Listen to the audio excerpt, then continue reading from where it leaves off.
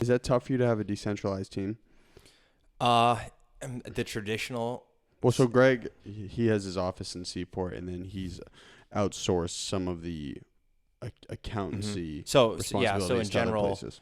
my theory, and like traditional CPA firms with like heads might blow, but is that, you know, I've studied a couple other firms in the West Coast and in the Midwest that have, you know, been able to build practices completely virtual, 50 plus employees, all virtual, right?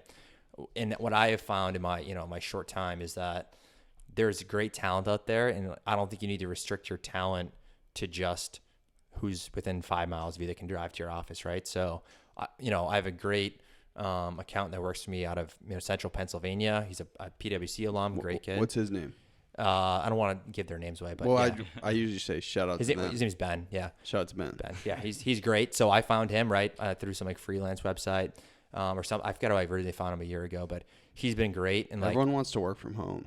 Yeah, so he works from home, and then I have a guy named Will in Quincy who's like, he's local, right? But, you know, again, works from home. Shout out to Will. And then like my assistant is actually in Texas, Tatiana. She's in Austin, so it's like it's a virtual network. How do you have an assistant? Like, how does she schedule and keep you organized if she's out there? Everything's virtual, man. It's like so. Are you on your phone too much? What do you mean I'm on my phone too much? Like, are you consumed by the screen too much? I try not to be. I am so bad, dude.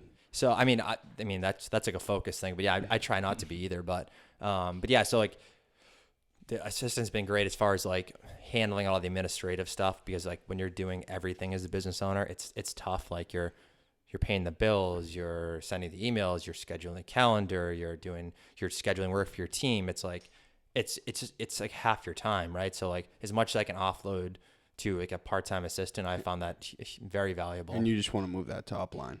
Exactly. So like the accountants, they do their stuff, and I have a couple of people that do just tax stuff, more part-time during the tax season.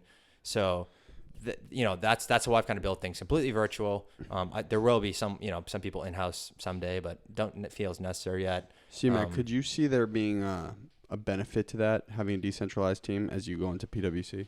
Yeah, I think, you give everybody the opportunity to kind of work for themselves. They can get what they need to get done, and then they can also balance their life around it. You know, it's like, as long as the work's getting done, I'm sure, Greg, you probably have no problem with the team around you. No problem. Would you prefer that? Yeah, and that's kind of where the world's going. You know, Yep. like the beauty of this technology is you can communicate all the time, which has its ups and its downs, but not that pure communication. Yeah. I mean, the other great thing, face-to-face, like, Greg, your skin is glowing, man. Yeah. C-Mac, you look great. The great thing is though, like when you can. So my client niche is mostly startups and entrepreneurs. So a lot of them are tech-focused startups, right? So you're in the right place for that. Yeah. So a lot of them come out of Harvard, MIT. They're artificial intelligence. It might be biotech. So they're in the technology world in general. They don't really care if we're gonna have like virtual communication. Like I'm not really focusing on the person or the business that wants to have like stacks of paper sit-down meetings. I'm paperless. I require people to be paperless. I generally try not to accept like paper mail. So that's what I'm focusing on. So like there's no, so I've been able to find clients in California, Texas, Florida, anywhere, because they don't care that it's, they get to know me. We can have Skype calls. As long as the job gets done. And that's, they find the best value there. So, so it also has allowed me to expand my boundaries, right? And I'm not just focused on move faster. Yeah, I'm not focused on a 7-mile area outside of Fort Point in Boston, right? I'm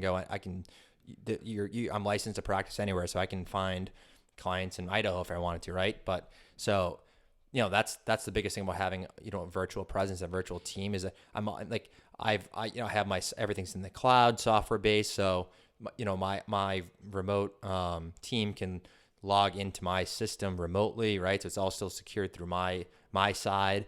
So they don't have to buy software. It's all hosted in the cloud. So it's like, it was easy for me to do this because I started like that versus like a traditional firm is trying to transition to that. And it's definitely not easy when you have hundreds of people and you got to try to put them in the cloud or let them work virtually.